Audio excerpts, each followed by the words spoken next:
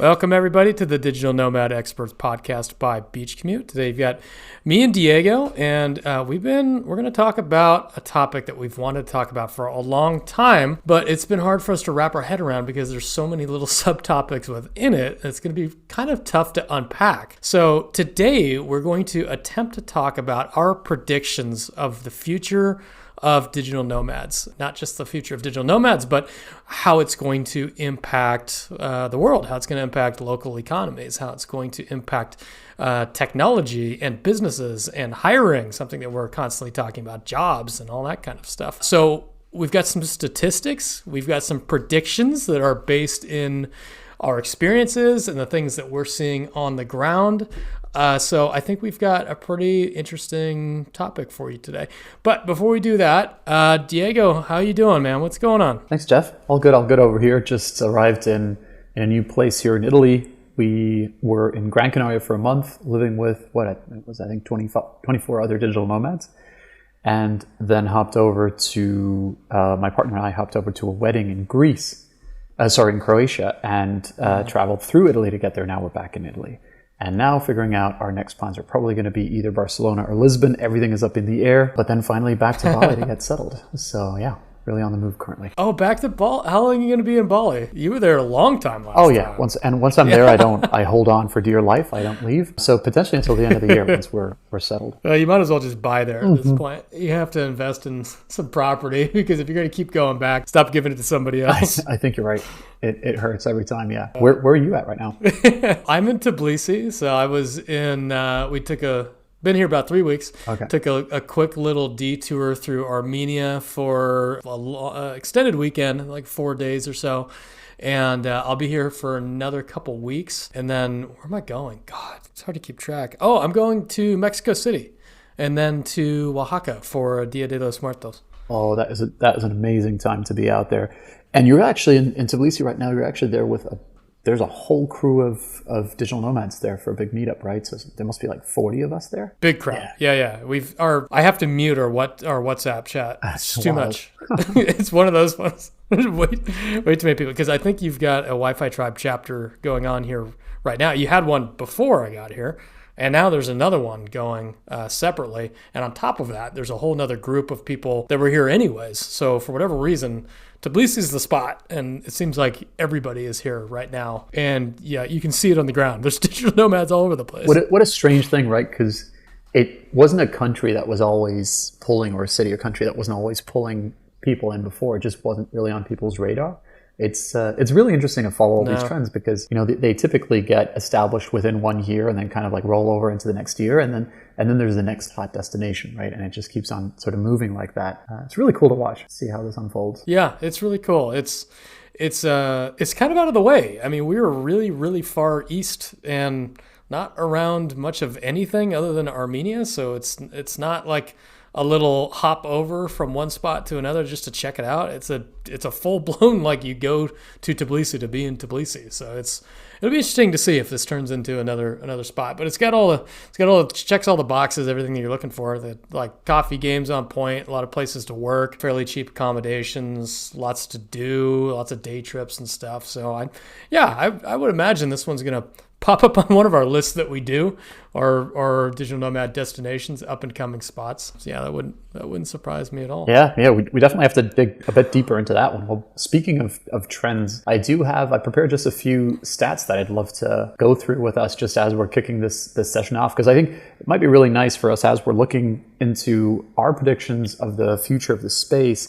to kind of look at what the space is currently looking like and where we're at. These are always fun to review. So we're looking into a Qualtrics report that had been done recently, and like 80% of employees that were looking for a job were looking for a remote job, so a job that lets them work anywhere, which makes sense, right? If you just sit there and think, what do I want? You're probably going, I'd like a remote job, whether that's so that I can travel the world or just so that I have the freedom and flexibility to be able to work from home, from a cafe, from wherever I want to, or to be able to be with family, which, by the way, is something that we've been hearing people talk about a lot more, just for people to be able to, to hop to where their family is if they would need to support them with something.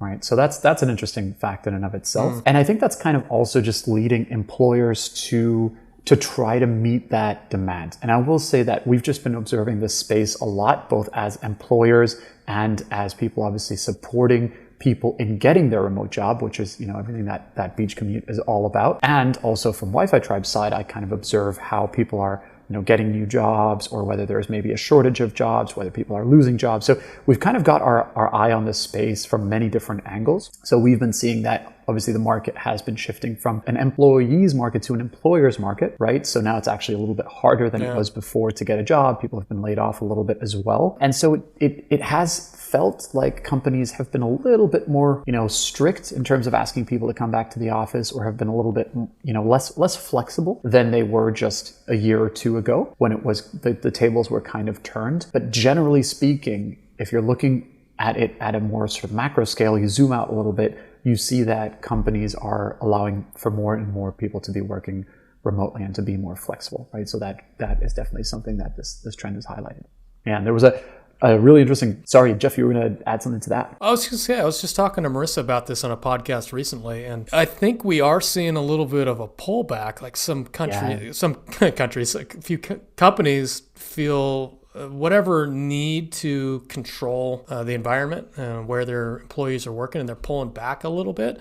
But like anything, these things don't go in a straight line. Like there's a huge surge towards working remote, and then it's going to pull back a little bit, and then it's going to move forward again. But I think we can safely say we know the trajectory. We know which direction the line is going, but it's going to probably bounce back and forth for a period of time right now, because there's a little bit volatile at the moment. And people are adjusting to it, so it's not going to be a perfect straight line. But I can say pretty confidently, I think that line is going to keep moving into the direction of higher percentages and higher percentages of people working remote. Because the can of worms is open. People have seen it, and it's not going back. Maybe a nice analogy for that is to think about sort of the stock market in general. If you're hedging your bets against a bunch of stocks on a day-to-day basis, it looks super volatile. Even on a month-by-month basis, it looks volatile. But as soon as you zoom out across a decade, you see that trajectory is going upward, right? Even though in the short term. Great way to put it. And I think that's exactly what's happening with it as well. Yeah. Right. So there's this really cool quote that came out from the research that we were doing there from Spotify, which I really love, and I think that this kind of sums up the good fight, the fight for that kind of freedom, which is work isn't somewhere you go, it's something you do, right? And I think that's a really good sort of quote to bring back to employers when they're trying to push back. And this is, I think, a little sort of battle that the three of us are always fighting as well and trying to push against. There's this idea from employers that they should have some kind of control over where you're working. And it really frustrates me, because it's control exerted over you that makes no sense, right? Sure, fair enough. If you have to work from somewhere where you physically do have to be there because literally you've got to move an object from A to B, fine, right? But if you're just sitting on your laptop in an office doing the same kind of work that you could be doing from home or from anywhere else, it feels like a restriction on your freedom that feels unnecessary, or that is unnecessary, right? And that feels to me a bit like an abuse of power when it isn't necessary. It shouldn't be that way. And so I think generally just people are going to push more and more against that. So we'll see that shifting for sure. I think we're going to look back on this like many things and say, oh my God, I can't believe we used to do that. Yeah. We're going to have, right now we're kind of in the middle of the awakening. There's not a clear perspective, but if you go flash forward 20 years, then look back, we'll say, oh my God, it's like a modern day prison. This was like, why were we doing this? That's absurd. There's no reason to have people in the offices, because I think we would both agree that being present doesn't mean being productive by any means.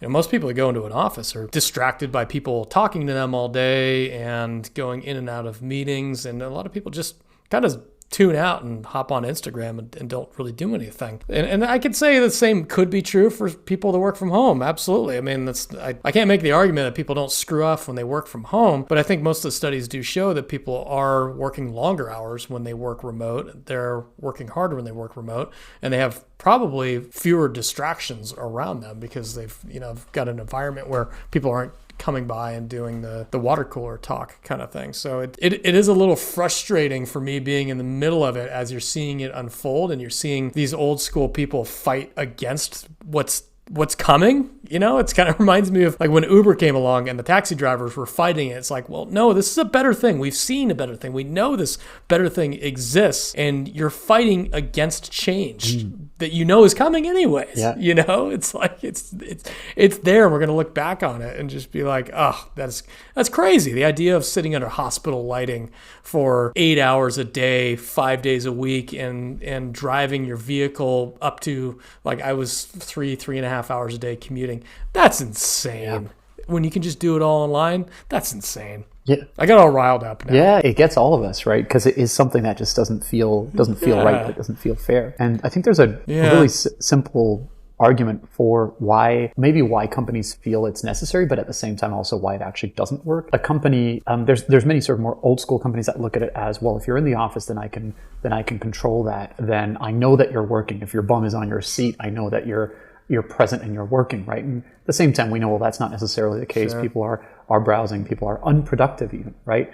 Whereas a company that has fully absorbed the remote work setup knows that they can't rely on that to control the effectiveness or the actual work that a person does. So they're fully rethinking how to actually understand if a person is working well or not. And their thinking needs to rely a lot more on what's the actual impact that this person is having, what's the output, how is this person changing something for the company, right? How's this person moving something forward? And so their style of management and their style of sort of figuring out whether somebody is productive in the team and in the company is all around those kind of metrics, as opposed to, okay, Bob's come to the office, he showed up on time, he's sitting down, he's left at 5 p.m., he's left at 7 p.m., even maybe he's done long hours, he must be a great worker. Perfect attendance award. Yeah, right. Exactly. Attendance versus impact. Yeah. So that's changing. Yeah. I would say that to my employees too. They some of them would come to me and say, hey, I work a little bit better in the afternoons. Like my brain kind of wakes up in a little bit later. Is it all right if I start later in the day? And it's like, I don't care. It's a results based. Most of online jobs are results based. I really don't care when you work. If you miss your meetings or if you don't hit your numbers, then we have to talk and we have to take a look at like what your schedule looks like and if you can be trusted to work remote. But if you're hitting your numbers, why would I care where or when you work?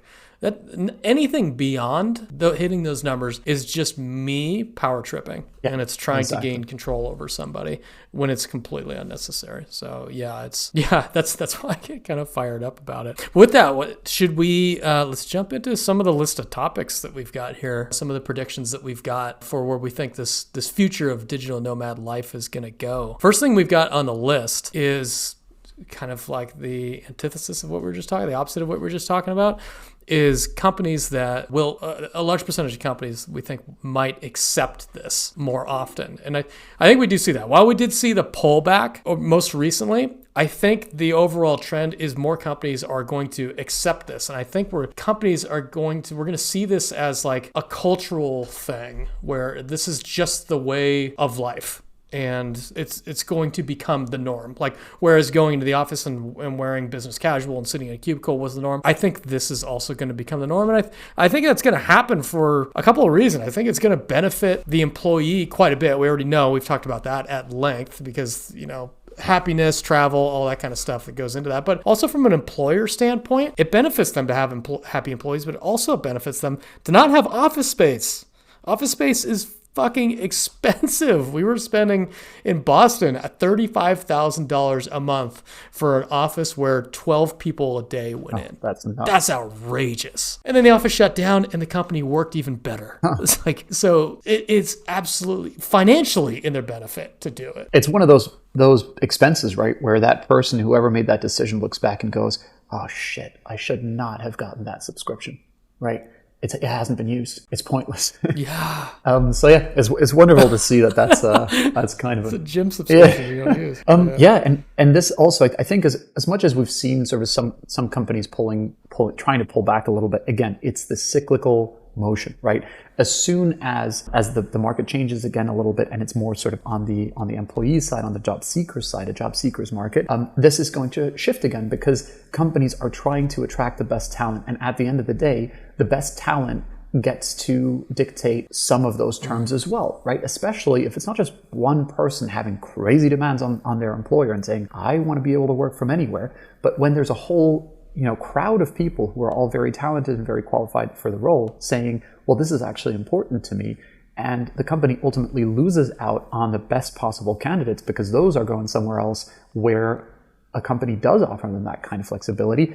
It starts to there's a domino effect and companies start to adopt those things just to be able to stay competitive within the employer's market, right? So that is definitely something to bear in mind. Over time, it's, what do you call it? Isn't it that like a war of attrition? Like you're bit by bit, right? We're scraping away from that resistance in that sense. So I do have a very positive outlook on that. Yeah, a lot of times I think it's a very positive outcome. I think it's going to be driven by the money too. Yeah. I think it's a lot of these types of things, you can follow what's going to happen with the money, and then decisions going to be made based on that. Unfortunately, I think there's more money to be made by going remote than there is by keeping people in the office. So I don't think that's a great way to live a life, make decisions based on money. But in this instance, I think the ends justify the means. So I'm all for it. And show me the incentive and I'll show you the outcome, right? If the incentive is there for a company to make that shift, the outcome over time is going to be that change. All right, so number 2, what do we got on the list? I'll let you take this. Yeah, so that idea of having more diverse digital nomad hubs, right? So just places basically that'll be popping up in different parts of the world that aren't just those, the Balis, the Chiang Mai's, the destinations, and Medellins, the destinations that we've all known for a while. It's a pretty obvious sort of prediction that we can give you guys, and we're seeing it live, right? We're seeing it unfold. Again, with Wi-Fi Tribe, our mission is always to figure out where are the next really interesting places that we want to go to, where we want to travel to. And so we've got a finger on the pulse of anything that is shifting in terms of that. And we've seen a ton of interest shifting over to, well, first of all, it was Europe, and everybody was all about Europe, and that was last year. This year, it's been a lot more of Eastern Europe, really interestingly. And Africa has really blown up in terms of interest, and we're expecting that trend to kind of continue into the next year. And then for Asia to start to make a comeback in the next year as well, in terms of just interest of digital nomads where they want to go. But it's not just about the general demand of destinations and where people want to go. That's like a new hot trendy destination. It's also about which of these destinations are not just going to be hot and trendy for a year or two, but are going to actually establish themselves as digital nomad hubs, right? And the pressure there, I think, is coming, a lot of that is actually coming from countries, which is a first, by the way. Before the pandemic, countries basically did not care about digital nomads. There were so few of us that it wasn't in the country's interest to put any effort or any thought into attracting digital nomads as a form of tourism, right?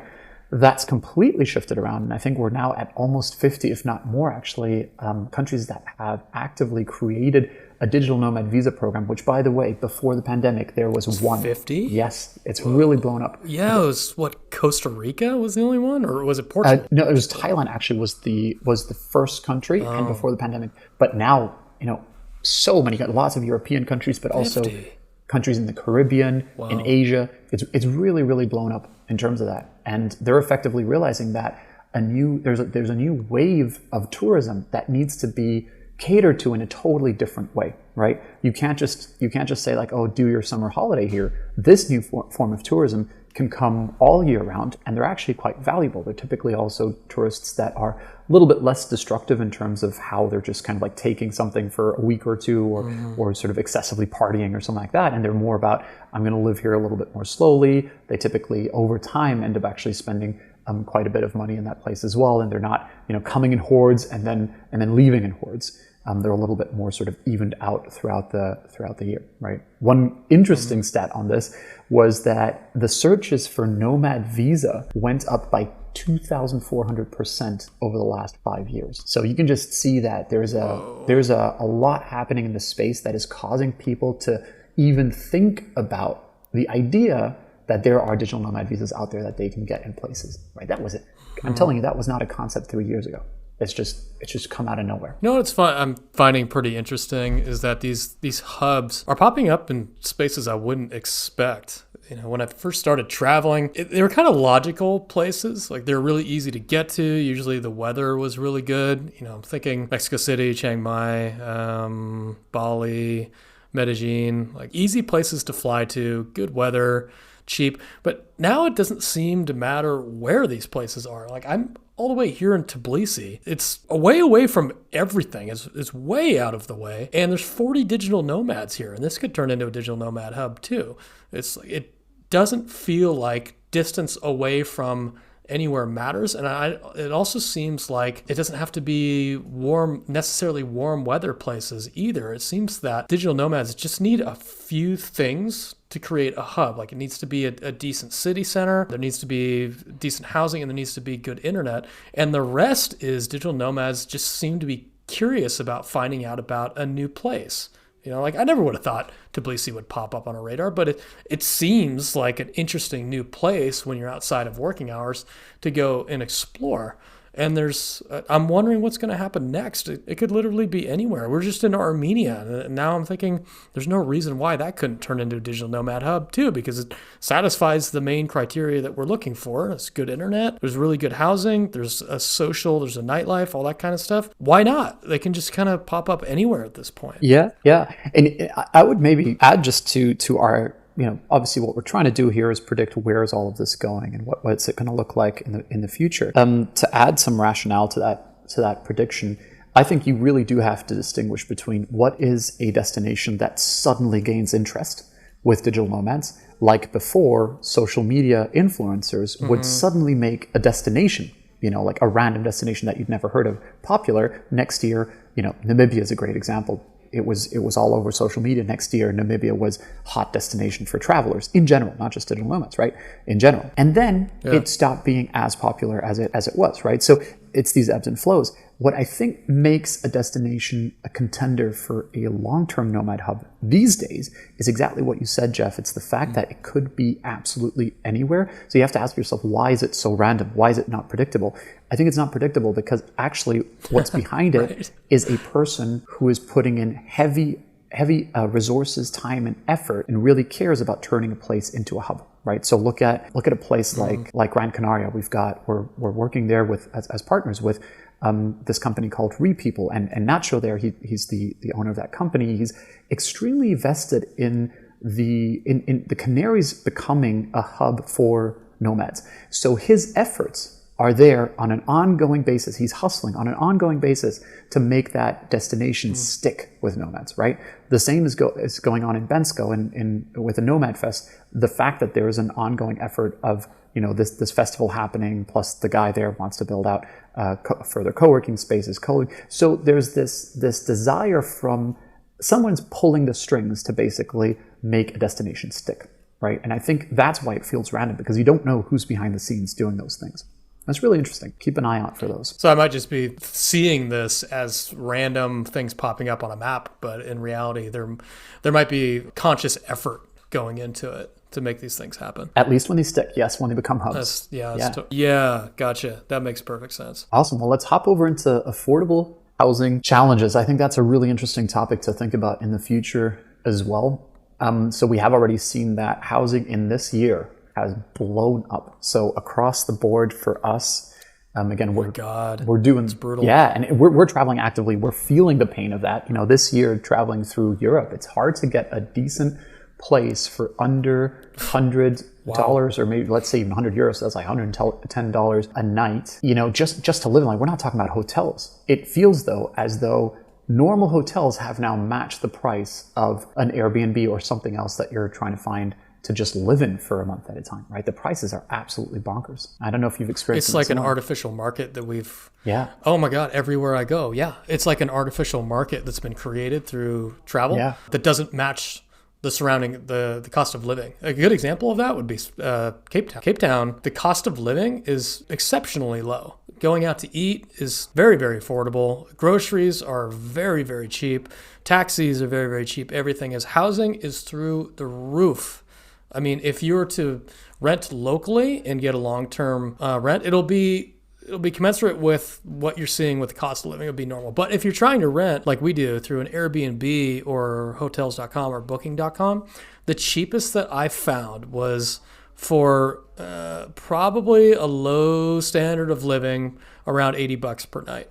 But generally it was hovering around $100 per night, which is absolutely wild when you see the cost of everything else there. So you can see it very clearly, this huge disparity between cost of living and housing. Yeah. That means there's this artificial market that's been created, and it's pumped things up like crazy. And it's really unfortunate for everybody. It's not great for travelers, and it adds a lot of pressure to the locals in that environment to try to find housing when all the prices are getting jacked up and the housing is disappearing for them. Yeah. There's fewer places for them to rent because travelers are going to them. So I guess this would be a negative checkbox in travel right now that hasn't. I don't know how that gets resolved. Do you have any thoughts on that? Yeah, this actually it's a really crappy topic, and it's one that I'm a little bit concerned about as well on a more macro scale. If we again zoom out and think about what the impact is that all of us are having, what's basically happening is there is this flood of wealthy or wealthier people coming into countries and looking for the best accommodation in the best locations in the best parts of the cities, right? And because of things like Airbnb, those areas of the cities are suddenly accessible to this group of people, so to digital nomads flooding in. And really what happens then is it's the classic market forces. It's supply and demand, right? So whatever a price is put out, a person buys, and the price will keep on going up until that ceiling is hit, right? So very quickly, the price goes through the roof, and you realize that you're spending, to put that into context, you were saying about $100 a night in Cape Town, right? That's about $3,000 a month in Cape Town, right? Where before you might have been paying $1,000 a month in Cape Town for a really good quality place. Like it probably easily 3x'd across the span of maybe at most 5 years, which is absolutely insane. So it's not just that locals can't get housing in these areas anymore. It's actually that locals just go, I would be stupid to live here, because I can make so much money by renting this out to a foreigner. And so it's not that they can't, it is that they choose not to. And therefore, that process is one of many locals moving out, chasing an opportunity to earn more that ultimately then gets given to foreigners. Yeah, and that is a big challenge. I think the best thing that can happen for the future, which I do believe is also going to be something that will happen, is that we as nomads traveling on the world will start to spread out more, right? With better internet, with just more destinations becoming interesting and popular, with more destinations self-promoting and trying to attract nomads, you're going to get the attention of all of these nomads to be spread across a lot more destinations. So it's less impacted in certain areas. And that's ideal, right? The problematic situation right now is one where there are these influencers that are going there, and it's just natural, right? It's just, again, natural market forces that are at play here. Influencers going somewhere, they are very excited about a destination. The next year, that destination absolutely blows up, right? So the best thing that we maybe can do is kind of go, okay, y'all go over there. Let's find our own destination. There's like, don't chase the hype. Don't follow the hype. Go there 2 years later when the hype has died down, right? And the prices have normalized again. Do it for yourself and do it for the local economy. I watched it happen in real time. I went to Medellin. I stayed in the same apartment 2 years in a row. It was a 2-bedroom apartment in Poblado up in Provenza, so it's fairly expensive. The first time we stayed there, it was for 2 people, $120 a night. The next year, it was $170 per night. So it 50% jump in 1 year for the exact same apartment.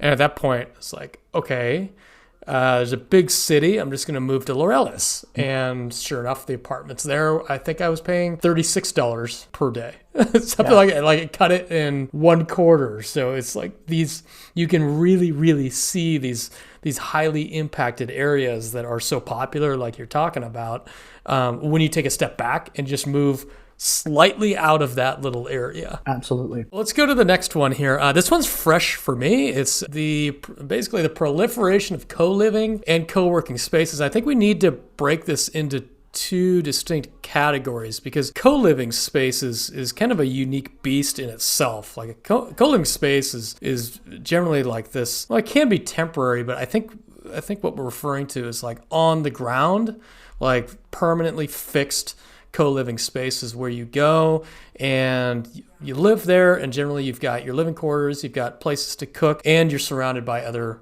digital nomads. And I just came from Serbia, this place called Mokran House. There was a good example of this. It's like this own enclosed, basically like a drug rehab center. It was like its own enclosed area where it was kind of walled in. They fed you your 3 meals per day. You had nothing to worry about. There's entertainment everywhere, and there was a co-working space inside. So it was like a fully self-contained unit. It was my first experience doing that in a fixed location. I've done Your Wi-Fi Tribes chapters quite a bit, and those are like semi-permanent locations. So it's a little bit different because they're moving all over the place. And this is the first time I went to like an area that was fixed, and it's been there for a long time. And they've got like kitchens and all these kind of, and people serving you and that kind of thing. So that was a really unique experience. And I don't have insight into whether or not these are popping up more, but anecdotally, I'm hearing people talk about going to these spaces more and more and more. So I'm wondering, you're a lot closer to that space than I am. Are you seeing these fixed locations pop up a little bit more? Yeah, absolutely. Absolutely. I think it's everything in the Nomad space has been blowing up. And so you can imagine that anything that touches that space where it was 5 years ago, now we're in a new phase of creation. I kind of look at it as two waves. Initially, before the pandemic, I just thought there's going to be this pretty steady, slow crescendo of the Nomad space as a whole. And with that comes any services, any products, anything that's related to that where somebody, again, market forces, where somebody can make money. When they're seeing a trend, they're going to hop onto that trend, right? It's just what happens anywhere in the world, right? Very interesting in this space in particular was that there was a disrupting force. What do they call it? The black swan event, right? Of the pandemic, effectively, where 7 to 8 years ago was kind of when it all sort of boomed for the first time, but it was very, very niche, right? That's when we started as well. In that time, we saw probably 100 companies come and go that were doing something similar to what Wi-Fi Tribe was doing in terms of building community and traveling with people in community, and those co-lives, for example, popping up in different places. We tracked all that and realized that probably by 2 years from then, only a handful, maybe 6, 7 at most of those had still remained. And then a few years later, it was even less than that. It had really consolidated. And then there was almost no movement in the space, right? So it was kind of like the classic thing where a market explodes. All the entrants into the market are really excited. They all start to come across all sorts of problems. They fall away, and only a few companies remain, right? What happened with this Black Swan event of the pandemic is that it was like a restart of that whole process all over again. Because now the interest in the space had suddenly overnight just 10x. And that meant that everybody thought that there was huge opportunity in the space again. And so now we're seeing that same process, which I think is going to consolidate over the course of the next year or two again, in the same way that it did before it then starts to just be a slower crescendo, and it will always keep on growing and increasing, but there will be an explosion now that will kind of like deflate again briefly after that. Right. But yes, very interesting to think about those co-living spaces as pop-ups that are happening around the world. You have to also think about what's happening with tourism in general. The fact that countries are now promoting digital nomad things suddenly means that everyone's seeing it, right? You're seeing it in the news. You're seeing people, everyday people talk about this. It's no longer this weird niche, hippie thing where somebody's traveling out into the world and they're a weirdo. It's now very normalized. And so that also means that quote unquote, normal business owners are going, should I create a hotel? Should I set it up as an Airbnb? Or should I set it up as a co-live and potentially attract more people in that way? Or maybe if you're interested and passionate about the co-live space, you might also create it, right? You can just see that it's just created a new business model that local owners are looking into. So yeah, definitely going to grow. Yeah, I've got no doubt about that. And same thing, I think probably even more obvious than that is co-working spaces. And just to clarify that, a co-working space is usually just think of like a large coffee coffee shop where it's acceptable to go there and work. And generally, you'll pay a few bucks, sometimes $10 to $15 on a day pass. You can pay monthly passes for these kind of things. And for the most part, what most people do is just get like an open desk and you go and sit there. You've got good Wi-Fi, you've got access to coffee. Generally, you've got meeting rooms where you can take calls from in a quiet space. And it's kind of like, oddly enough, it's like going to an office, but you're not surrounded by your coworkers. You've just got all the access to things that you need if you need like a really easy space to work. And I'm seeing these things in every city that I go to at this point where I didn't before. When I first started traveling, co-working spaces, no, it was just like you find a cafe and you hope that the internet's good enough. But now I don't think I've been to a city in the last year that hasn't had at least one co-working space in it. And on that note, I've seen the prices of co-working spaces go up substantially. When I was in Italy just 2 years ago, I think they wanted 300 euros for a month to work at this co-working space. And it was outside of Florence. Like it was like on the border. So it was maybe a 45-minute walk or something. But yeah, talk about business opportunities with the co-living spaces, co-working spaces, same exact thing. If they can charge those prices and they know people are struggling in coffee shops, oh my God, that's just such an easy cash grab. Yeah, and I would say also that the whole thing with WeWork, right, it has created a lot of interest in that space and awareness of it. And now it's a great opportunity for smaller entrants into the market, especially when WeWork, no longer is expanding as explosively and as aggressively. Now a person who just owns their own building can turn it into a business model and it can actually work for them. That's, by the way, from a business perspective, something that works out really well for both co-living spaces and co-working spaces that are private owned, is that there's no middleman, right? They're not paying rent to somebody and then are trying to make money on top of that. If they actually own the space or they're the operator of the space in a more collaborative way with a landlord, it makes sense for them to run a small, mom and pop shop type business built around co-living or co-working. That's one thing that we've been seeing as well that allows them to keep relatively, in quotation marks, relatively low prices or decent profit margins, which, by the way, is one of the hardest things to do in co-working. As a business model, co-working, co-living is definitely one it's not so lucrative. It's quite challenging. So I think it's nice to see that these single owned places have a good chance against bigger companies. Number 5 on the list, actually, you actually kind of briefly covered this one, is the visa programs for digital nomads. And yeah, we anticipate that that's going to continue to grow. Like you said, pre-pandemic, there's one. And now I believe you said we're at 51 countries offering some sort of digital nomad visa. Is that right? Yeah, right around. So 50 plus. So it's right around there. It's really. But one thing I will say is it's really blown up, and now I expect that line to flatten out. So I do think there will be more coming in, but I don't expect us to see. Basically, the countries that had an eye on it took action. And now there's a smaller group of countries that are still thinking about it, still have an eye on it, but they're less likely to take action as quickly. So now we're probably going to see more of a drift. I actually don't have a good idea of what a digital nomad visa is. Can you break that down for me in in idiot terms so that I can digest it? Yeah, look, I'll be honest when it comes to digital nomad visas. I don't know many people in the digital nomad space, and we know thousands of people in the digital nomad space that actually do a digital nomad visa, which is the crazy irony of the whole situation. So if you were to ask me what is a digital nomad visa, I would say it's a government scheme or program to call itself a digital nomad friendly country and thereby attract digital nomads and get into the news for now having offered a digital nomad visa. So really, I would consider it almost a little bit more of a gimmick to create interest and drive digital nomads into their country. Of course, the legalities behind it and everything means that it probably will function as a visa that you can get in order to be in the country for a longer period of time. And I'm not going to take anything away from that, but I think primarily it's like a country putting a flag in and saying, look, we're here for this too, and we actually want you here, right? Now, what it looks like in practice is it effectively allows people to it might be that they can now stay longer in that country. It might be that they can, officially engage in certain type of work in that country that they might not have been able to do before.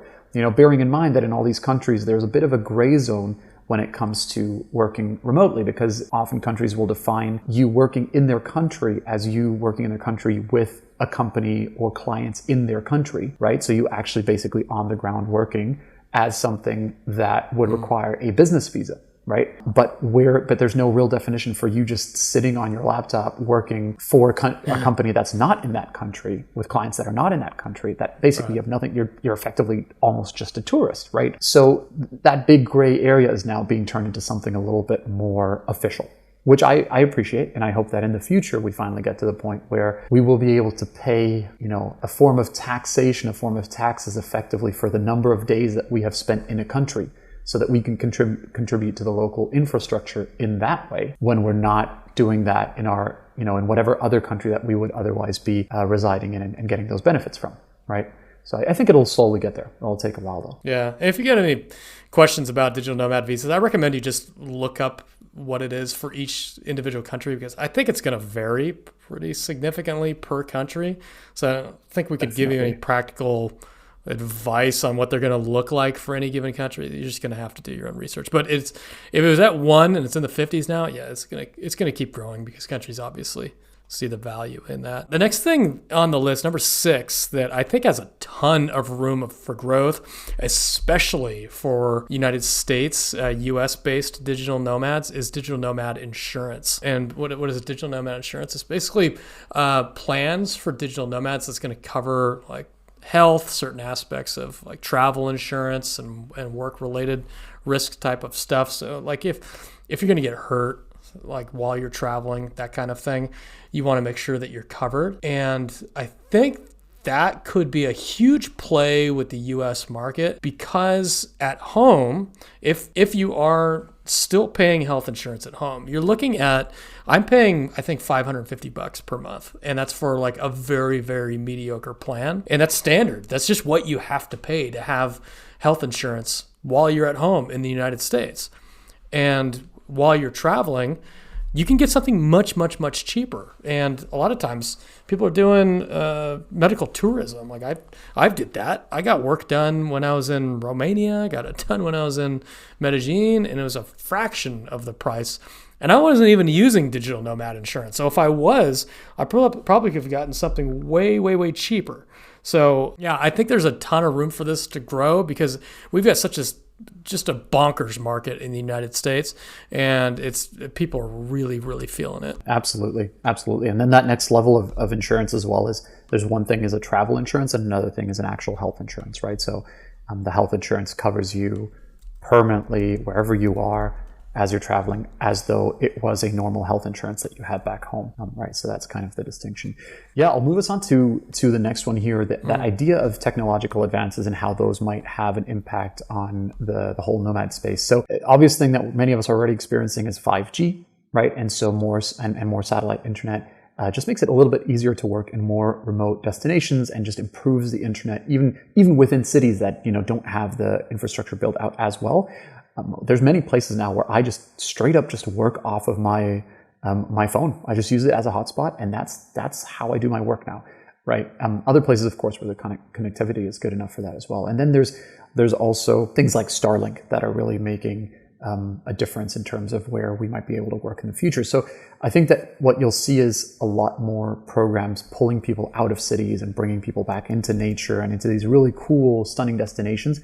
I'm really looking forward to that, because that'll also help out a little bit with the whole housing crises in some of these cities. So yeah, looking forward to that little change. Do you want to move us on to environmental consciousness? I think this is an interesting one. That's an interesting one. Technological advances, really nothing else to add on that one. I think that's a kind of a no-brainer. That's for sure. Environmental consciousness, that I see that a lot, and it's just kind of a mindset. More than like it'll probably become action in the future, but it's more of a mindset. It's people thinking a little bit more environmentally conscious, and thinking a little more deeply about the places that they're going and how they're impacting the local environment. So I don't know, like I can't look into the crystal ball and say, like, what are digital nomads going to do about it? How are they going to act on the way that they're impacting the local environment? But I can say that it's in people's mind, whereas I don't think it was so much a couple years ago. What are you seeing on your end? Yeah, I can maybe give some interesting insight that's coming from being I'm half German, half Bolivian. And so in Germany right now, there's a bigger push than ever around trying to save electricity, around being conscious of our electricity usage and fuel usage.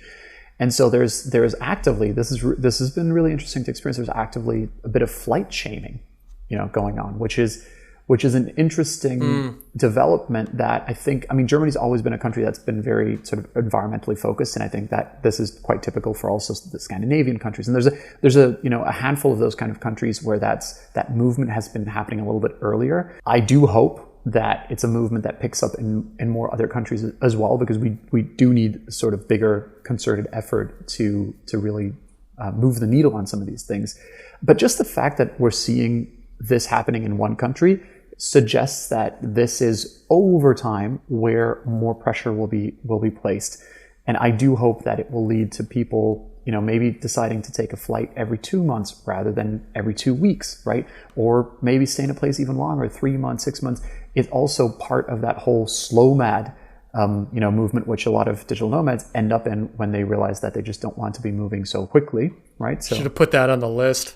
Yeah. That's a good one. That should have been on the list. Yeah, slow madism. Yeah, and it's kind of, it's really, I think it's tied into this plus the lifestyle element of the just the complexity of having to organize your travels so frequently all the time. But the other part of it is also, how do we use electricity when we're in places? Right. So, how much AC are we using? How conscious are we of, switching off lights, switching off AC, switching off devices when we don't need them, and just generally building out ideally a higher level of consciousness around that, because we already, we have to face the reality that we are using more resources than your average person because of the amount of travel that we do. And that one ties directly into our number 9, which is a cultural impact. Like how by bringing a lot of, like most digital nomads, I'd say, are bringing these like Western ideas and ways of living into areas, and how is that impacting their local culture, their communities, and like will it impact preserving their culture? That one's pretty near and dear to me, because I hate it when I go to one of these hubs that we're talking about and you just see a tiny little America there. You see like a little digital nomad hub, and it's just completely devoid of culture. And I think that's something we got to be really, really careful about and really aware of, is like when you go to these countries and you see, I'm sorry, but if you go to a Salina, like you're not really in that country anymore. You're now in a little digital nomad Western hub, and you've lost the culture and the diversity. And potentially that hotel may have taken the place of some local, where they may have actually had a local experience, a local cultural experience. So I think that's something that we can actually directly impact as digital nomads. Like, be very, very conscious about where you're renting from. Be conscious about if you're going into this is something that I've gone on and on about. If you're going into a coffee shop, don't just spread out and do yoga in the middle of the coffee shop. That's not your home. Like this belongs to local people, and you are a guest. And I think it's really, really important for us to consider ourselves guests in their country, as opposed to just spreading out and, making it our own. I get really passionate about that one. Sorry, I just kind of went bonkers with it. I love it, Jeff. Well, for all of you guys listening, this is one that Jeff does on probably about every third podcast episode.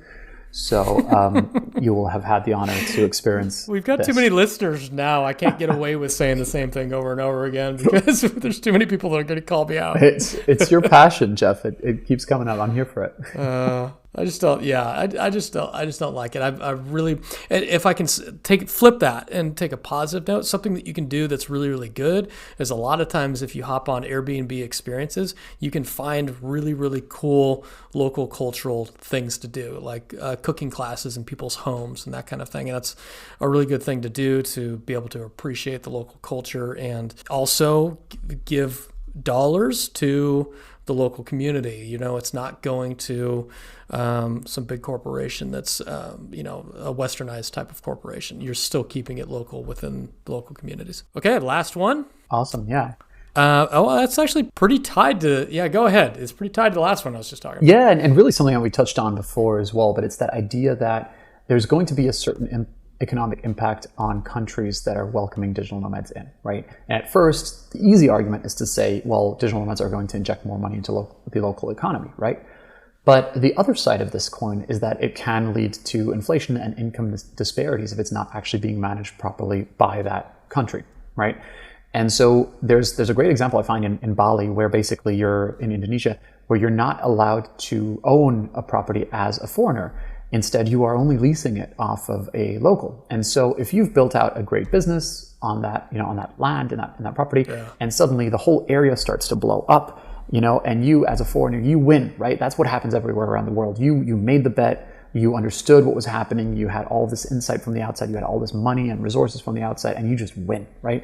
And you take it all, right? And the local who sold you that piece of land for peanuts feels great in the moment, but then looks back at it 10 years later and goes, holy crap, if only I'd held on to that property, right? I would have actually been really well off financially. Now I just exchange it for nothing, basically. But what happens in Bali is that there's a certain time limit to that. And it's I think, pretty decent. I think it's something like 30 years. And of course, you can have longer leases as well. But that means that area could have then appreciated, and that person would have effectively just regained their land, their property after that time. So as a business owner, you come in and your time is ticking, and that's fine. You have to always calculate with that as an investment strategy as well. But the local gets to get that back and then gets to be in this ideal location and then gets to build up their own business there. So I find that to be a really interesting way to protect locals from that and to spread out just that value again.